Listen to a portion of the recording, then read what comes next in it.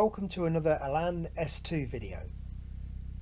In this one, I thought it was about time I started to think about getting the car ready for the MOT. If you're not in the UK, an MOT is a vehicle inspection that has to be done once a year to allow the vehicle to go onto the road. So I thought I'd have a look at the rear brakes, as from the previous owner's MOT it had come up that there was possibly an issue with the braking force on the handbrake. So I thought I'll jack the back of the car up and have a look at the brakes and see what the brakes are like. So this is where it starts to get ugly. Obviously, once you start one job, you'll find another job that needs to be done in front of that job. So when I jacked the rear of the car up, I pulled on both of the rear wheels and they were decidedly wobbly. So obviously there's a bit of an issue with the rear wheel bearings. So I thought these might just need a little bit of adjustment, but I could see most of the adjustment had already been used, so they were too worn to go any further with. It's quite surprising really, because I noticed on the documentation that I've got in the book that the bearings had only been done about a year or so before, so there was something slightly suspicious going on. So I thought I better take the wheels off and see what's going on under there. So what I found when I took the wheels off was that the bearing caps, or the wheel hub caps, were missing. So obviously, whether they'd not been put back on by the previous owner or whoever he had changed the wheel bearings, but obviously water had got in there, the grease had come out, and that had led to the bearings deteriorating much more quickly. So I ordered some new bearings from SJ Sports Cars, dead easy to find on the listing, and they came as a wheel bearing kit, so I've got all of the various bits and bobs I need to fix or to change the wheel bearings. So it was a relatively easy job to do.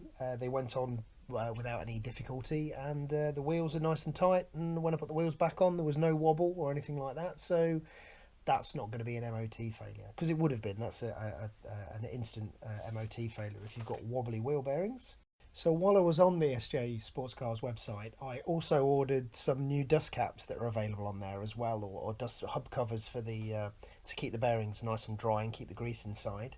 There was a little bit of a problem with them because they didn't quite fit. They were kind of the wrong size, so I had to turn them down on the lathe a little bit to get them as a good fit.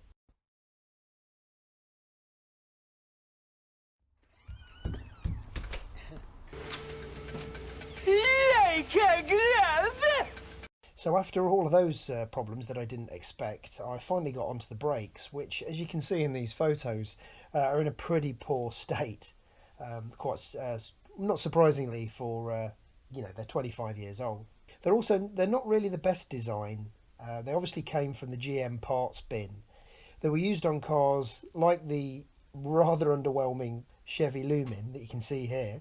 So it really is a case of Lotus turning a silk purse out of a sow's ear. So they're a slider pin design, and mine weren't functioning properly because, as I found out, the rubber grommet seals had perished and split. I think they'd been split by a heavy-handed mechanic when somebody had tried to do some work on them and not really got it right. So I sandblasted the calipers, making sure that I'd sealed the machine slider areas with bolts and washers, so that it wouldn't actually damage those machine surfaces.